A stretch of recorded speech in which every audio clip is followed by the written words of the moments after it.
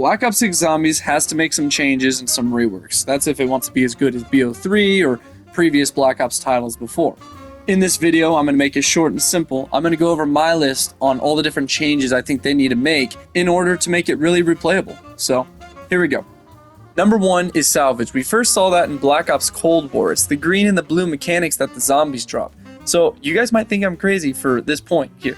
But, and you know what? Maybe I am. But it really makes the map ugly.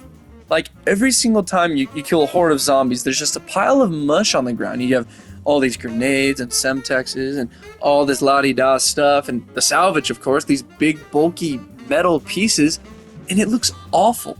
You know, you never saw that in previous titles, and I think it ruins the atmosphere of the map. My next point with salvage is you could buy any score streaks, and you could buy the Mangler with it.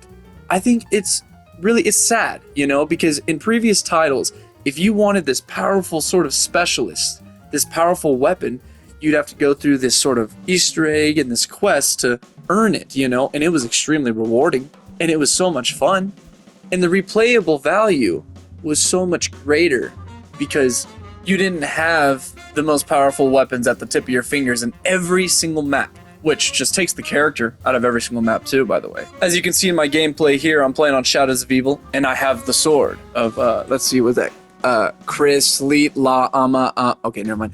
But it's really unique, and it was a lot of fun to earn. And then you go to Dreisendrach, you have the gravity spikes, and then you go to Grod Krovi, and you have the dragon. Like, it's really unique, you know, it's colorful. And I'm afraid that Black Ops 6 is really going to lose that. It's going to lack that terribly. Number 2 on the list is weapon rarity. I'm sorry, am I playing Fortnite? It's really weird. I think that's the reason they added salvage into the game, so you can upgrade the gun to higher levels. But why the heck not just make it like guns in previous titles? You know, maybe is it the camo grind? Well, if that's the case, maybe if you get something like the SMR from Black Ops 2, well, there's your challenge if you want that camo, you know?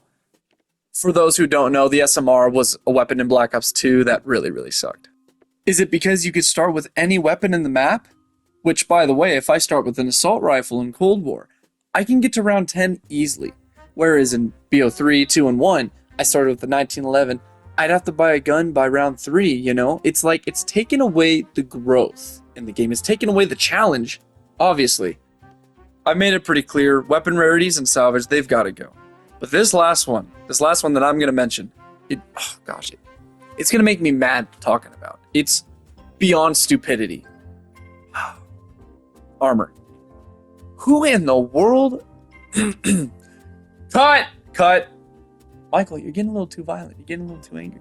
Okay, let's calm down. All right.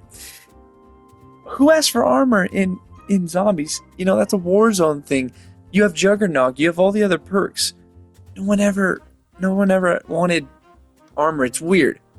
I mean, now we're going to have to run around. Every 5 to 10 seconds, we got to slip in an armor plate. And the community knows exactly why they're doing it. It's to bring in the Warzone and the multiplayer players. It's so it feels more familiar to them and ultimately brings them into the zombies community. But I still think it's a terrible mechanic. Ultimately, it's going to ruin the replayability of this game. It's not going to be like previous titles. I really hope they prove me wrong. Lastly, I have some honorable mentions. Ammo crates. It takes away the max ammos, the gobble gums, and overall the challenge of getting to those high rounds. I think you guys saw that on the COD Next gameplay.